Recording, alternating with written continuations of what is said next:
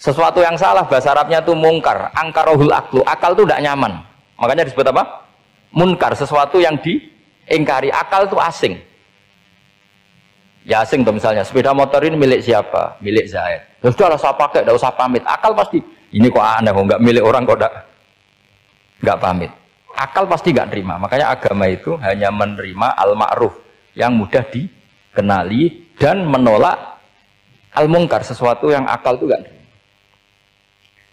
Jadi Imam Bukhari ketika ditanya, kenapa kamu salim itu bisa mensarai sanad-sanad Rasulullah? Kata beliau, kalau kamu akalnya normal itu ya gampang saja. Terus ditanya, contohkan. Beliau contohnya begini. Pernah syurrahul hadis, para pensarah hadis itu habis otaknya. Gara-gara Imam Bukhari bikin judul begini. Babu sihhati tolakil akhras. Ingat-ingat ya. Babu sihhati tolakil akhras. Bab sahnya tolaknya orang bisu. Orang bisu itu orang nggak bisa ngomong tuh kalau bahasa Jogja. Bisu ya? Bisu. Bisu itu cerita bab sah tolaknya orang akhras. Ternyata apa? Sekian riwayat yang dipakai itu begini.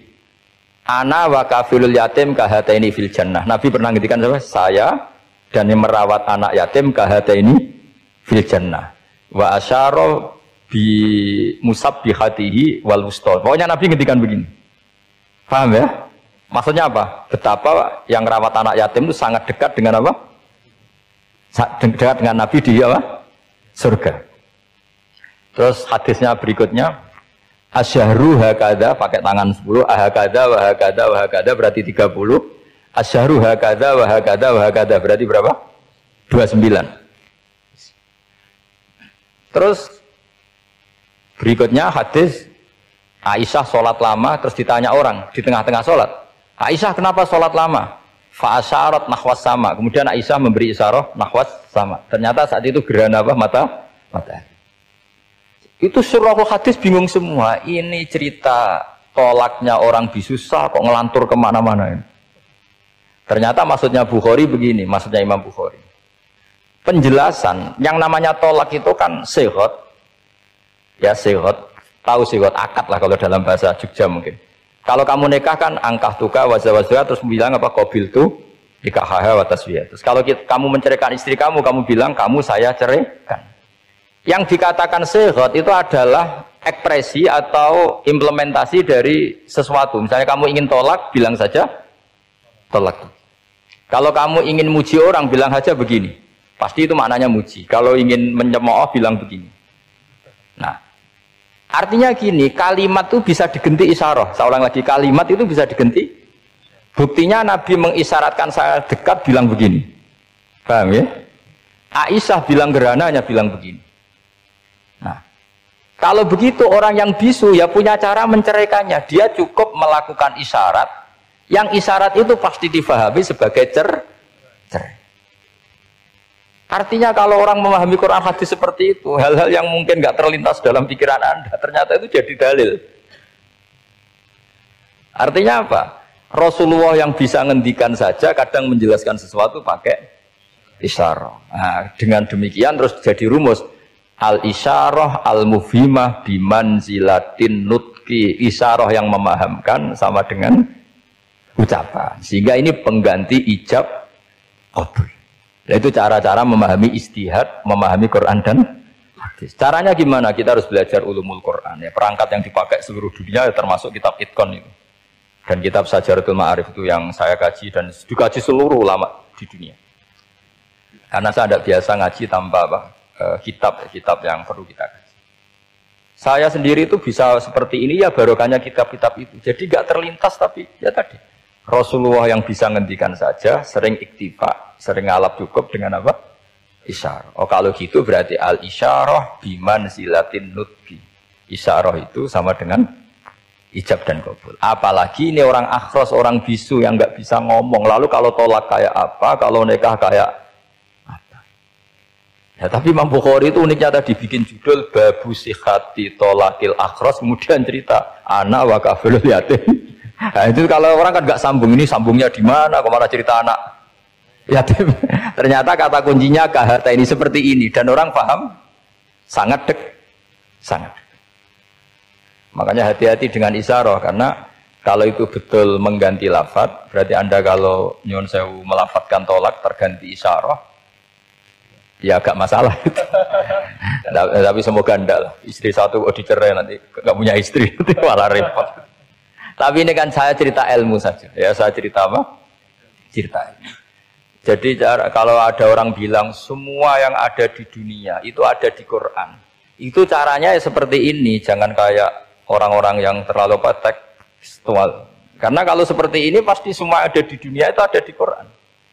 Karena cara pemahamannya seperti ini. Saya sering ditanya kenapa bumi ada likuifaksi macam-macam. Memang dari Quran, bayangannya Quran seperti itu. Amintum man fis sama ayyakhsifa bikumul ardo fa idza hiya tamur. Memang dari awal Allah bikin bumi ini potensinya malah likuifaksi. Potensinya itu melumer. Tamur itu memang maknanya melumer. Dan ketika Allah nyifati bumi wal ardi dzatis sod, sod pun maknanya pecah. Dan Allah tidak sekedar mengatakan pecah, dzatis sod, sifat dasar bumi itu mudah pecah. Jadi kalau dzat itu sifat dasar. Jadi meskipun Quran tidak meneliti spesifik kayak para ahli gempa, tapi dari awal Allah ngendikan bumi itu dzatis sod wal ardi dzatis sod. Bumi adalah berkarakter pecah. Kenapa berkarakter pecah? Karena dari awal bumi ini lempengan-lempengan. Di Quran ya dijelaskan gitu. Wa fil ardi qita'um mutajawirat. Bumi ya kelihatannya banyak, kelihatan satu, sebetulnya dari qit'ah, dari potongan. Nah, qit'ah itu jamaknya qita'. Terus disebut mutajawirat, saling berdampingan. Kalau dalam bahasa Arab, berdampingan itu berarti sel-selnya beda. Kalau bahasa Arab bilang sesuatu yang bercampur namanya mukhalatoh, jadi satu. Kalau yang beda jenis namanya mujawarah. Nah, Al-Quran itu bilang wafil ardi qita'um mutajawirat. Bumi ini karakternya per potongan-potongannya karakternya beda-beda. Sehingga memang potensinya bumi ini hancur. Apalagi dari awal memang dipersiapkan mau dihancurin. Makanya nggak usah takut kiamat, memang rencana Tuhan mau dihancurin. Makanya sanggup takwa saja. Kalau ingin menghentikan penghancuran ini tidak bisa. Itu sudah dalam rencana Tuhan pasti dihancurin. Makanya kalau orang sufi ditanya, kenapa tidak bangun rumah? Tuhan aja mau rencana ngancurin bumi, kok saya rumah tak tata nanti juga hancur. Ya. Tapi kalau di Islam kota saya ngomong gitu kan dia wah ini orang nggak jelas ini. Gitu. Padahal yang kedonyan itu yang nggak jelas sebetulnya. Tapi ini saya cerita jadi supaya UII ya, yang didirikan ulama-ulama. Saya masih ingat ketika Profesor Zaini cerita, Pak Zaini saya ini kan kiai, saya tidak punya gelar apa kok jangan minta bantuan ini. Katanya Pak Zaini dulu UI ya didirikan banyak kiai dan sebagian pendirinya juga nggak punya gelar katanya. Gitu. Tapi mendingan nggak punya gelar manfaat daripada punya gelar nggak manfaat. Malah problem. Tapi ya nggak masalah. Sudah ada manfaat, tidak punya gelar malah repot lagi. Sudah cara berpikir gitu saja. Sudah. Pokoknya sementing semuanya baik apa saja. Jadi nanti setelah sampean mengkaji ulumul Quran ya tadi seperti yang dikatakan Imam Syafi'i itu gampang sekali. Kenapa gampang? Karena fa'innal uqula muttarratun ila qabulil haq. Akal ini pasti dipaksa untuk menerima kebenaran. Kayak saya berkali-kali ditanya sama seorang kiai, kenapa sih Gus masalah la ilaha illallah kok sampai Nabi ngendikan wa in zana wa in saraka. Siapapun yang melafadzkan la ilaha illallah Muhammadur Rasulullah itu suatu saat pasti masuk surga. Meskipun dia pernah zina, pernah maling. Itu jelas teks hadis di Bukhari, di Muslim wa in zana wa in saraka, meskipun zina. Dan ini bukan berarti Nabi melegalkan perzinahan, enggak, ma'adzallah, enggak akan terjadi Nabi melegalkan perzinahan. Tapi Nabi ingin ngendikan begini, absolutisme kebenaran itu tidak terganggu oleh kesolehan dan kefasikan, karena kebenaran absolut siapapun akan ngomong seperti itu. Saya berkali-kali nyontohkan, Rektor Al-Azhar akan bilang 1 tambah 1 2, Lonte ya bilang 2, koruptor ya bilang 2, KPK ya bilang 2, 01 ya bilang 2, 02 ya bilang 2. Karena absolutisme kebenaran. Dan Nabi itu ingin mengatakan bahwa Allah Tuhan ini kebenaran sejati, sehingga siapapun yang melafadzkan sah. Sehingga orang yang kafir 70 tahun sekali melafadzkan syahadat sah. Tidak usah begini, Pak kafir soleh dulu ya beberapa tahun gitu, baru Anda sah melafadzkan kalimat la ilaha. Tidak ada seperti itu. Semua ulama ijma, orang kafir 70 tahun melafadzkan la ilaha illallah sekali langsung menjadi muslim. Kenapa sah? Kebenaran absolut tidak bersyarat kesolehan maupun kefasikan. Ya kata tadi orang bilang 1 tambah 1 harus profesor apa anak TK boleh? Jangan mentang-mentang profesor, doktor, rektor, UGM, atau UI. Tadi anak kecil bilang berapa? 1 + 1 2. Sudah aku tak bilang 4. Tidak bisa. Kebenaran absolut itu orang akan sepak. Nah, Quran itu termasuk kebenarannya absolut. Maka harusnya siapapun bisa memahami Quran. Termasuk orang yang sebelum Islam.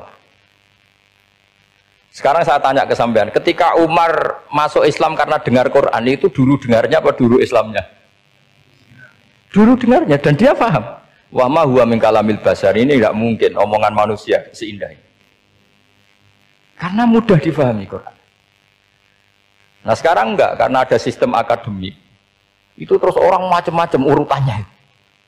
Jadi repot sekarang.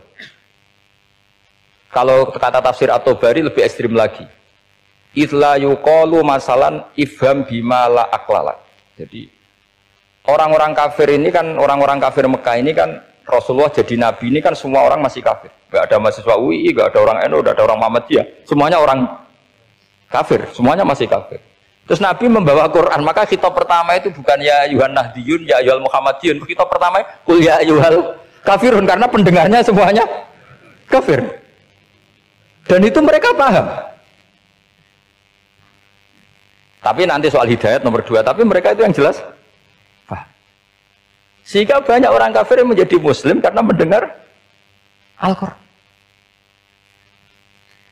Jadi ini penting diketahui karena kebenaran itu milik siapa saja dan akan mudah dipahami. Kayak tadi, kalau 1 + 1 2 itu rektor ya bilang 2, anak TK ya bilang 2, musuh kamu ya bilang 2, kamu atas nama sentimen dengan musuh pun tetap bilang. Nah di sini kadang Nabi ngendikan mangqala la ilaha illallah dakhalal jannah wa in zana wa in sarqa. Proporsinya seperti itu, bukan berarti Nabi melegalkan zina, bahwa kalimat ini kalimat yang kebenarannya absolut sehingga siapapun sah mengatakan itu, meyakini itu meskipun punya masa lalu seperti itu. Jadi jangan salah makna terus Nabi melegalkan, tidak sama sekali. Jadi saya mohon ini jadikan satu ilmu, bahwa ilmu adalah tetap apa? Sehingga ada ayat kulil ladzina kafaru iyantahu yughfar lahum ma qad salam. Katakan kepada orang-orang kafir sekali menghentikan kekafirannya yughfar lahum ma qad salam, maka kekafiran di masa lalu dianggap hilang dan dia hanya dengan status yang sekarang yaitu seorang mukmin. Karena dia disahkan melafadzkan la ilaha illallah. Makanya pernah ada cerita, ini penting saya utarakan ke jenengan. Ada orang kumpul kebo, singkat cerita kumpul kebo lelaki sama perempuan. Suatu saat Nabi dikasih tahu sama tetangganya, ya Rasulullah, orang yang biasa kumpul kebo itu sekarang sudah nikah. Jawabannya Nabi unik. Alhamdulillah, kira-kira gitu kalau bahasa Indonesia. Qad kharaja min sifahin ila nikahin. Dia sudah keluar dari tradisi zina, sekarang dia sudah dengan kehormatan nikah. Maksudnya gini, kalau malam Senin dia belum nikah, kumpulnya kan masih kumpul kebo bertahun-tahun gitu. Paginya dia nikah, malamnya kumpul sudah kumpul sunnah karena sudah nikah. Jadi tak sama seperti tadi. Kalau dia belum melafadzkan kalimat tauhid, ya statusnya dia kafir. Sekali melakukan kalimat tauhid, ya statusnya dia muslim atau mukmin. Sama. Ketika hubungan intim tanpa nikah namanya sifah perzinaan. Sekali nikah ya namanya sunnah. Jadi semudah itu. Dan Nabi tidak tanya macam-macam. Mau ngendikan qad kharaja min sifahin ila nikahin. Sudah keluar dari tradisi sifah menuju nikah. Pertanyaannya gini, kenapa enggak disyaratkan ini itu untuk nikahnya? Misalnya macam-macam. Ya sebetulnya syarat itu pasti ada, cuma begini loh. Orang yang ingin menghentikan keburukannya harus kamu katakan sah sekarang juga, karena kita mengesahkan penghentian keburukan.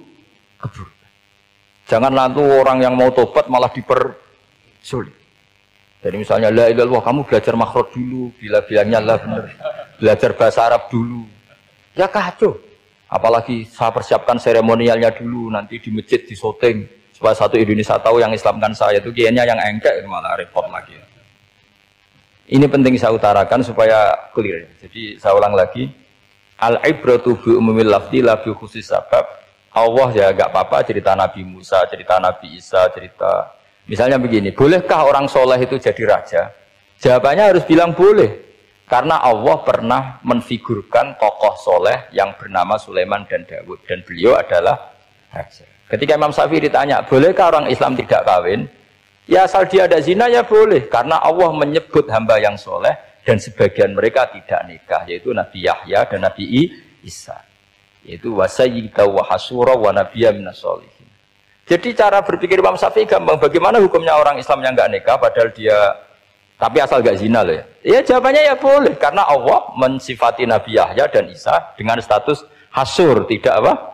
Nikah. Bolehkah seorang soleh jadi raja? Ya boleh. Dawud dan Sulaiman itu seorang soleh dan jadi raja. Bolehkah orang soleh itu fakir? Wah sudah banyak, nggak usah dibolehkan sudah banyak. Kan? Jadi gampang sekali Quran di depan ahlinya itu. Jadi kalau Imam Syafi'i ditanya, fa inna wa ta'ala dzakara abdan sholihan wa qala wa sayyida wa hasura wa nabiyyam minas sholihin. Ternyata ini orang dia ditanya, apakah boleh orang soleh itu jadi politikus, jadi pejabat? Ya boleh saja.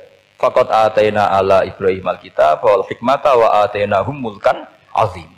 Jadi ini yang boleh bukan sekedar Ibrahim. Padahal di ayat itu tentang ala Ibrahim. Cara berpikir ya tadi, ternyata kesalehan tidak mengganggu jabatan. Ya tentu ya maksudnya untuk kesalehan juga. Sehingga agama ini gampang. Makanya kalau ada yang tanya, bagaimana perempuan punya aktivitas? Ya jawabannya asal kebenaran ya boleh. Allah cerita Bilqis dan itu raja perempuan. Di hadis banyak kecakapan Aisyah memimpin, macam-macam. Jadi gampang saja. Nah, kenapa sekarang banyak orang berdebat tentang Quran dan nyuwun sewu sampai pada level gontok-gontokan ekstrim? Karena mereka nggak mau belajar ulumul Quran. Kegiatannya debat tukaran. Dan yang bingung kita, yang waras ngalah lah kira-kira gitu. Ini nggak pernah ngaji Quran, gegernya. Ya kacau. Ada ulumul Quran, itu yang namanya kitab Al-Itqan, dan itu dibukukan oleh ulama dan gampang sekali. Pernah ya Sayyidina Umar ketika Futuhat, beliau sudah Futuhat itu mengalahkan musuh-musuh Islam yang memusuhi Islam. Perlu dicatat, musuh-musuh Islam yang memusuhi Islam, karena kalau yang tidak memusuhi Islam nggak boleh dimusuhi juga. Ya. Singkat cerita ditanya, kenapa kita tidak tasakuran besar-besaran, kita kan sudah menang. Padahal disambut sedemikian rupa. Jawabnya Umar apa? Inna wa ta'ala qad ayyara qauman faqala adhabtum thayyibatikum fi hayatikumud dunya wastamta'tum biha. Allah itu mengkritik kelompok kaum yang dalam hidupnya itu foya-foya. Maka saya akan mengurangi foya-foya itu supaya saya menyisakan jatah foya-foya saya sampai di surga. Nanti orang kafir ketika dimasukkan neraka di antara taubahnya Allah. Taubah itu ya semacam kayak disalahkan gitu.